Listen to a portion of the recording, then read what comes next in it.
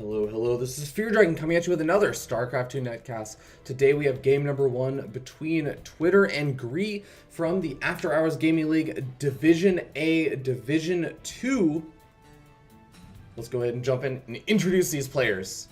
Spawning down here in the bottom left-hand corner of Cloud Kingdom, we have representing Team Twitter is going to be Twitter's Surreal, the Protoss player, currently 3-1 in the After Hours Gaming League, 1-1 in Protoss versus Protoss.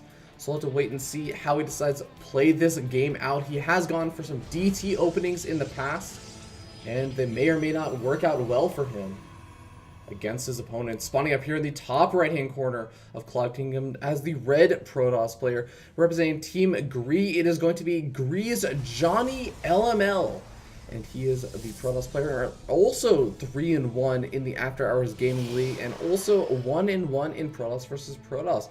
So we're gonna have a pretty even match on our hands. I believe that JohnnyLML is one of GREE's top players, so just starting it off strong. We'll have to wait and see how this game goes, because it's gonna be a very uphill battle for GREE, I have to say, just based on the statistics of the After Hours Gaming League. And I mean, you might be wondering why I say that. That's just because in their group, Twitter is actually 3-2, so 3 wins, 2 losses, and Team GREE is actually 0-5. They've yet to win one of their series, but you know what? I feel it in my blood. This is their time to shine. I'm going to be rooting for them just because they're going to be the big underdog in this best of 5 series. So with that being said, Protoss versus Protoss, let's do this.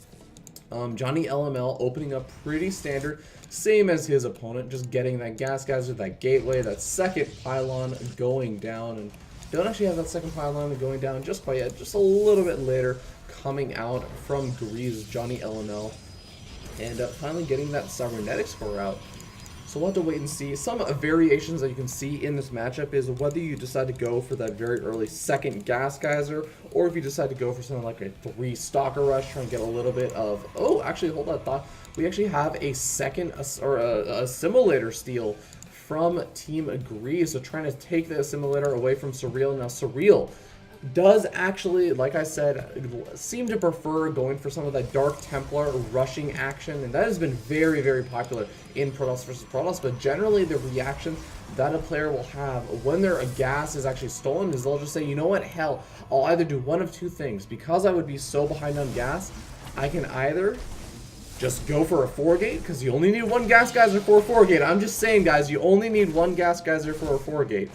Or you can play super duper greedy. You should have more units than your opponent just because they've invested 75 mineral. That's a lot that early on in the game, and that will put your opponent a little bit behind. You could have those extra units out to just defend any kind of greedier play that you try and do. But you will have to remember, you shouldn't go for a super gas heavy play unless you're trying to go for some kind of crazy mind game and you say, well, my gas is going to be delayed, I'll go for a Dark Templar rush, because they will never expect a Dark Templar rush right after I've had my gas stolen. And I mean, I've seen it work. I'm just saying it's a little bit difficult to pull off. But regardless, in the meanwhile, we do know that JohnnyLML has his second gas geyser up.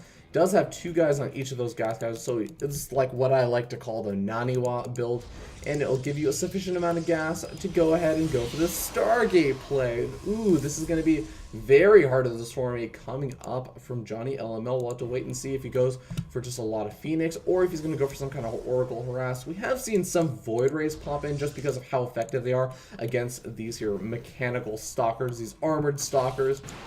But I think that you have to go for a couple other Stargate units first to actually be safe. And there we end up seeing a nice scat off by Surreal, getting the cancel off on that pylon that it looks like Johnny was trying to set up. And in the meanwhile, he set up his own nice little proxy pylon so he could put on a little bit of his own aggression. We'll have to wait and see what is he going for. It looks like he's just thrown down 3 gateways, nothing too specific just quite yet. So hopefully we'll see in the near future, but he does manage to take out one of Johnny's stalkers, only losing 3 health points on one of his own stalkers. Those shields will regen very, very quickly, and Johnny could actually be in a lot of trouble right now. He does have his mothership core out, so he can actually use that photon overcharge if In fact, Surreal tries to move up the ramp, but it doesn't look like he's going to be doing that just quite yet. And if he does, it probably is just going to be a bit of poking action. Finally, a sentry is going to be warped in, so he should actually be totally prepared. And if Surreal does decide to move up, he could get quite a few of his units actually caught up on the top of the ramp. Here we go, and looks like he's trying to bait out the force field. Knows that there probably is one, and there we go. Johnny having to throw out that force field, not able to snatch up any of those units, but does actually have a void ray out. And with this little clump of units, I think he should be perfectly fine against any kind of aggression that Surreal goes for. And Surreal is actually going to be going for that. And now we do end up seeing that nice little overcharge from that void ray, but it's getting focus fire down. He has to be very careful with it. Does actually end up losing it. And now we're going to end up seeing the mothership core get focus fire down. So really nice pickoffs, managing to get out with 3 of his stalkers. What on earth was that? He managed to pick off the sentry, he managed to pick off the void ray, he managed to pick off the mothership core, all of the gas intensive units that were pretty much out for JohnnyLML, and that is not gotta be, that's gotta be a very terrible feeling. He does still have that Stargate out, so he should have some opportunity to still continue teching, but that's going to be a very painful situation to be in. In the meanwhile, Surreal has his robotic facility down, and more importantly, he has already finished up his natural expansion. So behind all this aggression, he is sitting in a very fantastic position. And look at this, JohnnyLML forced to warp in so many zealots. Why on earth is that? That's just because he's constantly been going for these voiders. He even warped in that earlier sentry thing, happened to lose. He went for the early mothership core. All these gas-intensive units has left him pretty much gasless for his gateway units. So now he's had to produce so many of these zealots. What is he going to be able to do with these zealots? All of these stalkers will continue to kite these zealots around the map if he ever decides to push out. He is in such a defensive position, but he needs to be in an offensive position to try and deal any damage and try and take out this natural expansion, just because, I mean, he's so far behind on it. There's no other way to put it. He's going to be going for a robotic facility, and it looks like he's basically just going to be one-basing it at this point. He has no idea, though, about this expansion. He has no idea about the robotic facility tech or anything. He's going to be very far behind. This is not looking to be very good for Team GREE. Now, we do even have an observer out for Team Surreal. So Surreal going to be sitting pretty comfortable, knowing exactly what his opponent has, despite the fact that he was already walking around inside of his opponent's base. But now he knows about the robotic facility. He's going to go ahead and get that observer out of there before that observer for Team Johnny does pop. In the meanwhile, we have some nice positioning from these stalkers.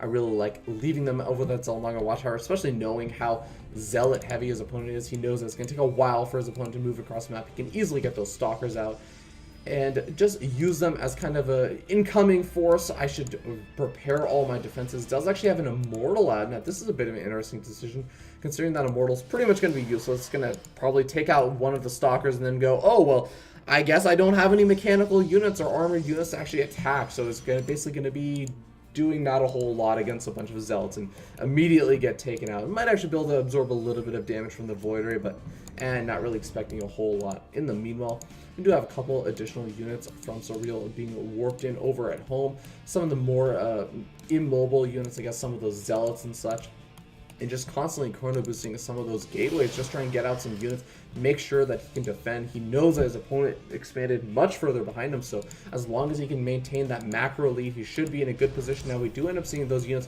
push out to the Zelnaga watchtower for Johnny, but it looks like Surreal has some really good control, already moved all those units away from that Zelnaga watchtower, and now he should actually have vision of these units moving across the map. He needs to pull those back, and there he does end up pulling all those back to the safety of his home, where he can start doing some additional warp-ins, try and get up as many units as possible. Look at how stalker heavy that force is now. This game is not quite over just yet, as Surreal does have a very scared force. It's going to be very effective against all the stalkers and that immortal, if he can just get the right unit, or I guess the right engagement, as those zealots do have a higher DPS than those stalkers, and he has 3 void rays. That's a lot of void rays that are going to have that nice little ability to just overcharge and deal massive amounts of damage to those armored units. Now, we do end up seeing a little bit of a pullback. It looks like one mistake that JohnnyLML has made is actually that he doesn't have a proxy pylon setup. That's really going to hurt his potential to actually do a whole lot of damage. And it looks like, oh no, JohnnyLML having to actually retreat, and now he's actually going to be trying to establish his expansion behind all this, but he should now know.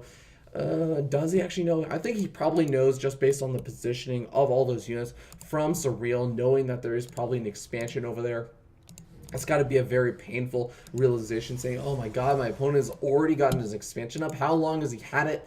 I have no idea, and that's going to be it's going to be a tough call for JohnnyLML. He has to make something happen. And in the meanwhile, I feel like Surreal, yeah, he can basically just push out his... I mean, he has his proxy pylon set up. He could even set up another proxy pylon, maybe a little bit closer, somewhere around over here or something. Or even actually around this area, around over there, as he is pushing around to just check over for those potential third expansions and such. It actually does have Blink already finished up, and we do have an observer just scouting out and sees that there is a third expansion up for Surreal. So Team GREE gonna have to make something happen against Team Twitter. Team Twitter just playing this out really, really fantastically smart, but we do have quite a few votaries out, and it looks like we might actually end up seeing a big engagement over here. A nice Blink away without really losing or taking any damage on any of those units. So Team Twitter just scouting around, making sure that everything's going to be okay. But actually, that has really scared GREE into thinking, hey, you know, my opponent has Blink. He could actually just move in over here to the third and with an observer, just blink over into my main, start doing massive harassment. So he has to be careful. He's doing the wise decision and just kind of moving his units back and forth between his main base and his natural expansion. He should...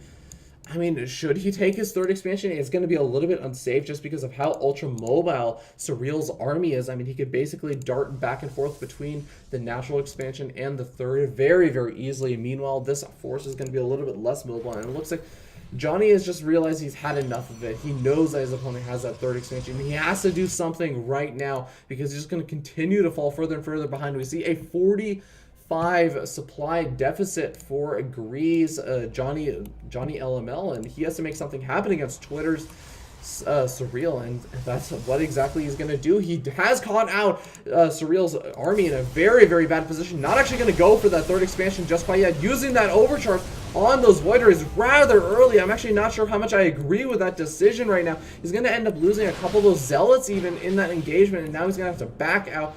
Unfortunately, it looks like Surreal getting a really, really nice positioning now. I mean, that opportunity was pretty much lost. He probably could have tried to just gun it for this third expansion maybe and use a couple of those Zealots that he's already warped in to try and delay Surreal from being able to get over to those Voiders. Those Voiders with that overcharge could have maybe or very quickly taken out that entire army, especially maybe if he had just used Guardian Shield to help those Zealots survive a little bit longer. But I mean, taking this delayed third expansion, I'm not sure if that's going to be the correct answer. And meanwhile, just taking a look at the upgrades, we see that no real upgrades have been gotten for any either the air units or the ground units of JohnnyLML. But in the meanwhile, it looks like no upgrades gotten just quite yet, but we do have +1 ground weapons on the way, as well as charge. Blink already researched, and actually it looks like JohnnyLML going for that +1 air weapons. Going to be chrono boosting that out, as he needs that as soon as humanly possible. Now, we do actually see an Archon out for Surreal. Does he actually have Templar Archives? Yeah, Templar Archives rather than a Dark Shrine. Kind of interesting decision, especially considering the huge decrease in the cost of the Dark Shrine. But here we go. The big engagement is going to come out. We have Charge Zealots actually from Surreal, like I mentioned before, so that does give his Zealots a little bit of an advantage. They're actually able to get the better concave, able to take out a ton of those Stalkers, but the Void Rays of JohnnyLML doing a massive amount of damage, just not quite enough though, and even have a Voidary out, force Team Surreal and Team Twitter managed to take game number 1 against Team GREE. So very well done, but I feel like Surreal just had the advantage throughout the game and just very, very wisely playing super duper safe, but just pressing that advantage further and further along until he felt super comfortable, knowing that he could just crush his opponent in the big engagement, and that is exactly what happened. Crushing his opponent with those better upgrades, with the charge, the blink, and even getting some nice little variety in tech. Finally making use of that immortal, I guess, as I guess there were finally a couple stalkers to kill off. With that being said, thank you guys so much for tuning in. I will see you guys in game number 2 when we will find out whether or not GREE will start to make a comeback in the series, tie up the series, or if Twitter will continue their reign of dominance. Only one way to find out. I will see you guys in game number 2.